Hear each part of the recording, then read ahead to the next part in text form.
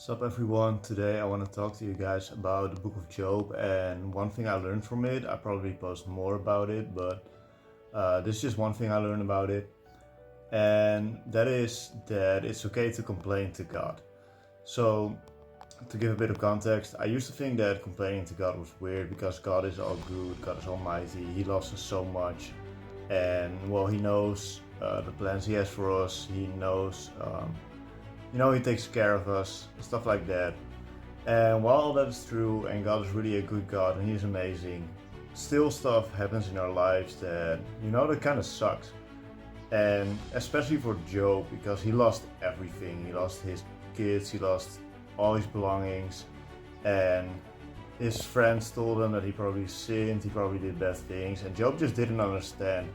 And almost the entire book of Job is just him complaining to his friends, but also to God about, I don't understand what's happening.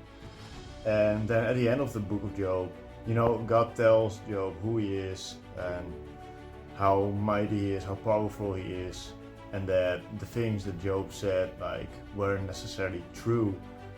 But he never said to Job that he was wrong for complaining. He allowed Job to complain about all this stuff. And I think it's really important because God doesn't care if we complain to Him. God wants to listen to us. He was listening to Job. He was listening to all that he said, to his complaints. And I think it's really important to me because to me, I realize now that if I'm going through something that I don't understand, I can bring it to God and be like, God, I don't understand what's going on. And then God can remind you of how good He is and that He's going to help you. But it's just important to remember that in the complaining, what Job also did is he still knew who God was. He still knew God is really good. So I think those two things combined means a lot to God. So don't ever think that you can't complain to God, because He wants to listen to you. He wants to listen to everything that's on your heart, not just good things, but also the bad things. So I want to give that to you today.